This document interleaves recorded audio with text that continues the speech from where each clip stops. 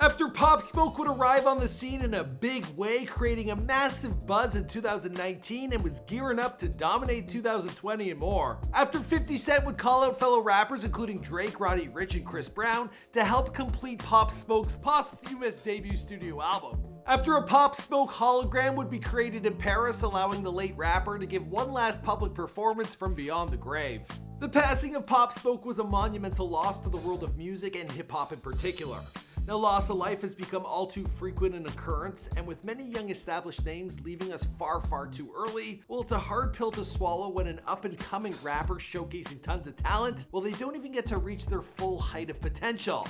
That's before their life is untimely taken. Now, his passing, it occurred in the Hollywood Hills during the early hours of February 19th of this year. Now, at the time of this recording, law enforcement officers, they're still looking for witnesses to the crime, and they're continuing their investigation to land a motive. Now, in the time since, well, fans, they've showcased endless support and tributes. His family, they have released a statement, and his last few posts on social media, well, they've picked up major viewership.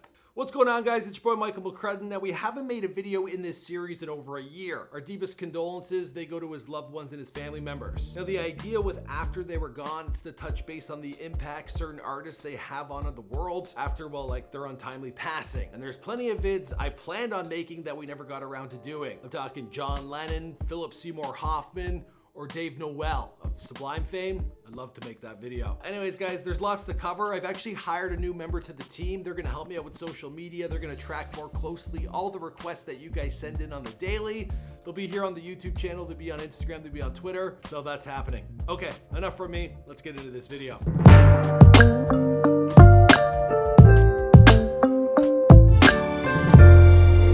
First up, we got to do a quick recap. Now, Pop Smoke, he was born Bashar Baraka Jackson on July 20th, 1999 in Brooklyn, New York. He is the child of Panamanian and Jamaican parents. He also has one sister. Now, his family, they hail from an area known as Kinarsi. Now, in our Before They Were Gone video, I got this wrong. I pronounced it wrong.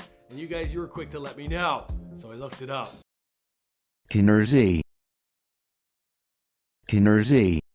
Kinarsi is an area comprised mainly of working and middle-class residential and commercial buildings in the southeastern portion of the borough of Brooklyn. Now, for a more in-depth look at his come-up, going from being a promising basketball star to selling drugs and becoming a rapper, well, we went into great detail in our Before They Were Gone video. We also dug up some old clips that you likely haven't seen, though for those who missed it, I'm just gonna roll a short clip from that. Now, in an interview with Double XL, Pop Smoke, he explained, "When you're a kid from the hood, you've only got three options: play ball, sell drugs, or rap. I did all three, was good at all of them." Then when he was 13 years old, he actually took a slap on a Brooklyn street. Now, this was an incident that was filmed and then it blew up on social media.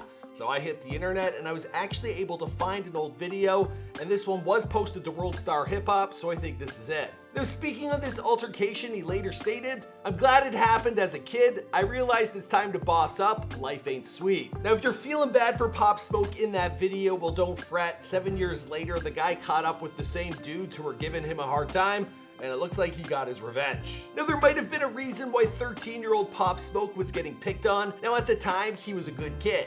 He actually grew up playing basketball, and he would run the court as a point and shooting guard. Now, his potential in the sport, it even got him relocated to the suburbs of Philadelphia, where he was enrolled at Rock Top Academy. Now, this is one of several prep schools around the country whose sole purpose is to get their students' attention for college basketball scholarships. Now, unfortunately for him, well, they discovered a heart murmur when he was just 15 years old, and that squashed any dreams he ever had of going pro. Now, he couldn't play competitively anymore, but that doesn't mean it stopped him from schooling his friends in his spare time. Ladies and gentlemen, look at Pop Smoke popping ankles. Now, Pop Smoke's career, it happened in record time. His first time in the booth, it resulted in a viral hit, NPR, which exploded on Spotify and YouTube out of nowhere. Today, NPR, it sits on almost 5 million views on YouTube, and the kid, from there, he was just getting started. By the summer of 2019, there was no escaping his track, Welcome to the Party, and it was a big W for New York rap scene. Also, the return of drill music. He released his debut mixtape, Meet the Woo, Volume 1 in July of 2019, while Welcome to the Party, it got a remix from from both Nicki Minaj and Skepta. Now, he had several songs take off in 2019, and he became a Brooklyn hero. He experienced all the perks of success a young rapper could ever hope for. Still, it wasn't all smooth sailing. Now, in a few interviews, including one he did with the New York Times, well, it was evident that when approached by fans in New York City, well, he and his entourage, they would tense up. Also, they were frequently looking over their shoulders. Now, there have been some rumors or allegations that he was connected to the Crips. I don't know. That's not a fact. That's just something that was in a lot of this research. Cruising over Pop Smoke's social media, you start to get a taste of the good life that he was now enjoying. The dude was flying private, he attended Paris Fashion Week, and he sat front row at Off-White. Now, it's clear that the industry, they embraced him with open arms. He is seen on his own Instagram posting pics and videos rubbing shoulders with everyone from Fabulous to Diddy, and he also got to work with the likes of Travis Scott, Lil TJ, Nav, Gunna, A Boogie, Quavo, her, and more. He released Meet the Woo Volume 2 in February of 2020, which debuted at number 7 on the Billboard album chart. And during this time, well, he was renting a house out in LA. Now, it turns out this LA mansion, it was actually owned by the Real Housewives of Beverly Hills star Teddy Mellencamp and her husband Edwin Uroives. I'm not sure who they are. Anyway, it was their rental home that he was living in. Now, on February 19th in the early hours, a bunch of men broke in, and that's when Pop Smoke, well, he was fatally killed. Hours after this news broke, well, the internet, it went wild. Now, people started combing over old social media posts, and there were ones where Pop Smoke, he was showcasing his own address while showing large amounts of money, designer goods, and luxury cars. Then there was a post made by his close friend Mike D, and in that, you could see the house address actually in the background. And all of a sudden, a lot of people, well, they were gunning at Mike D. Not because he was a culprit, because they blamed him for giving out the address. But as I said, well, Pop Smoke, he had revealed it himself as well. Now, according to witnesses and video surveillance, 4 men, they went around to the back of the house, but only 3 returned to the front. The 4th suspect, he exited through the front door a few minutes later, and presumably, well, he had entered through the back of the house. Inside, multiple shots were heard being fired inside the home. Now, social media was quick to react with posts coming from fans, established stars, and those close to Pop. Now, his friend Mike D, who at the time, he was facing accusations for leaking the address, well, he had this to say. Can't nothing express the pain I'm feeling? I just lost my effing brother, my heart, my dogs. You guys have no type of sense or sympathy.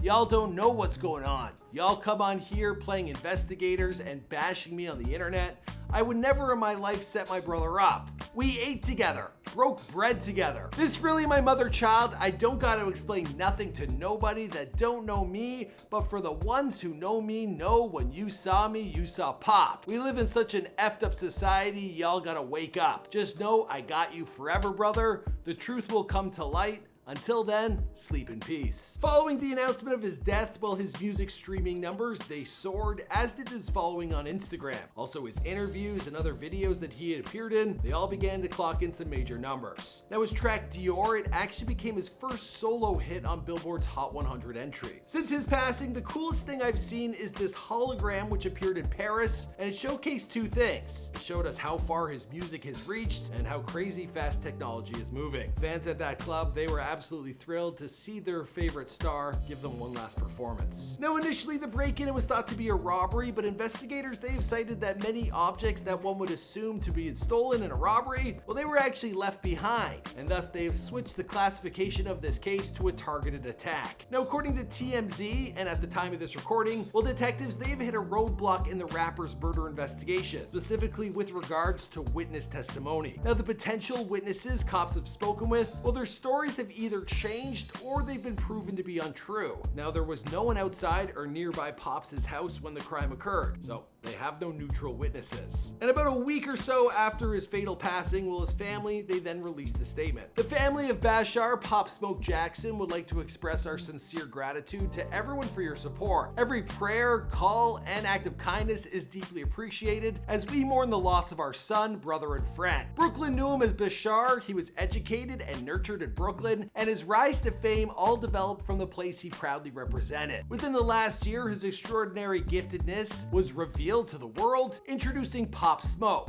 Unfortunately, there are no public details available regarding the murder of our loved one. We ask for respect and responsible reporting during this critical time. Inaccurate reports only add unnecessary pain to a grieving family. Now, more information will likely come out, and hopefully they catch those responsible for this. For now, his legacy, well, it lives on through his music. This is after they were gone. My name is Michael McCrudden, and we'll be reading over all your comments, so let's keep it classy in the comments down below, and we'll leave like a message for those departed. I kind of like to think, this is where the true fans come, and they get to honor someone that they really cared about. I know if I passed away, I'd be looking at what people had to say. I'd be reading the comments, So let's keep it classy. That's all I'm saying. Anyways, guys, my name is Michael McCrudden. You already know that. I'll see you guys in another video.